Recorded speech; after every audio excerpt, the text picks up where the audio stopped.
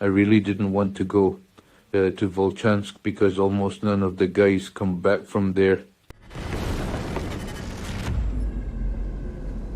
The phone, they forced me. I didn't want to go to this Vovchansk because almost none of the guys come back. A serviceman of the 82nd Motorized Rifle Regiment of the Russian Armed Forces describes how they are being voluntarily forcibly sent to Vovchansk. I managed to break free after all. Just before I could reach the phone, they forced me. Fuck, they tied me to a tree for 4 hours.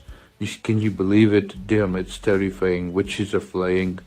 I really didn't want to go to Vovchansk because almost none of the guys come back from there. Only wounded at most. They strapped a TM to my buddy's chest and sent him out. It's a fucking nightmare. Fuck, don't go there, bro. Seriously, huh? Bloomberg revealed a major scandal in which Trump's representative in talks with Moscow, Steve Witkoff, is promising Russian aides that he can sway Trump. He also advises the Russians on how to sabotage Zelensky's upcoming White House visit regarding the Tomahawk deal. In a recorded October 14th phone call between U.S. Special Envoy Steve Witkoff and top Kremlin aide Yuri Ushakov, Witkoff told Russian officials he could pressure Ukraine and U.S. President Donald Trump into accepting a Moscow-friendly peace deal, Bloomberg reported. Now, me to you, I know what it's going to take to get a peace deal done. Donetsk and maybe a land swap somewhere. But I'm saying instead of talking like that, let's talk more hopefully because I think we're going to get to a deal here. And I think Yuri, Trump will give me a lot of space and discretion to get to the deal, Witkoff said. The call between Witkoff and the Russian officials took place days before President Volodymyr Zelensky's most recent visit to Washington. While the president hoped to sway Trump to greenlight U.S.-made Tomahawk missiles for Ukraine, an unexpected call from Russian President Vladimir Putin changed the agenda. The recording obtained by Bloomberg suggests that Witkoff played a role in orchestrating that sequence of events. Zelensky is coming to the White House on Friday, Witkoff reportedly told Ushakov. I will go to that meeting because they want me there, but I think if possible, we have the call with your boss before that Friday meeting. I'm going through these transcripts and honestly don't even know what to call the craziest part, because every line is insane. Witkoff wasn't acting like a U.S. envoy to Russia. He was acting like a Russian intelligence asset who somehow infiltrated the White House. And now President Trump is facing a very real challenge. Investigate this or risk having to pardon his own friend. Here's a small excerpt from the transcript. In an October phone call, Steve Witkoff tells Yuri Ushakov that any peace deal would require Russia gaining control over Donetsk. He also advises Ushakov on how to sabotage Zelensky's upcoming White House visit, so Ukraine won't receive Tomahawks or any other military aid. Republican Representative Don Bacon calls for Witkoff to be fired. For those who oppose the Russian invasion and want to see Ukraine prevail as a sovereign and democratic country, it is clear that Witkoff fully favors the Russians. He cannot be trusted to lead these negotiations. Would a Russian-paid agent do less than he? He should be fired. Trump on the other side is still defending Witkoff. This audio that Bloomberg has of Witkoff coaching the Russians on how to appeal to you and get on your good side? No, but that's a standard thing, because he's got to sell this to Ukraine. He's got to sell Ukraine to Russia. That's what a deal maker does. You got to say, look, they want this. You've got to convince them with this. That's a very standard form of negotiation. I haven't heard it, but I heard it was standard negotiation. And I would imagine he's saying the same thing to Ukraine, because each party has to give and take. So you're not worried? And just the two guys on Putin's payroll. What did you think of him? I liked him. Yep.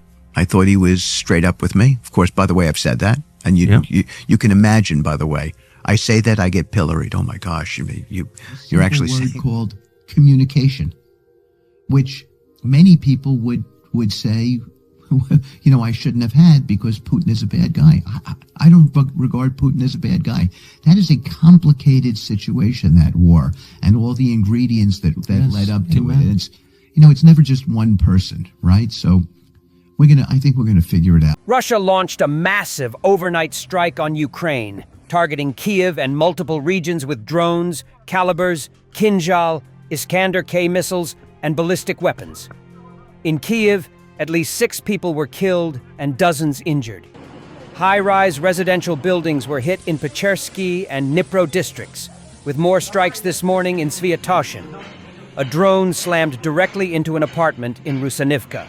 Power outages, water supply issues, and public transport delays were reported due to hits on major energy facilities, including Kiev's CHP-5 and CHP-6. Elsewhere, energy and port infrastructure in Odessa caught fire, injuring 6 people, including 2 children. Missile debris also caused damage in Bila Tserkva and Brovary, while attacks continued across Sumy and Kharkiv regions. This was one of the most complex and large-scale attacks in recent months.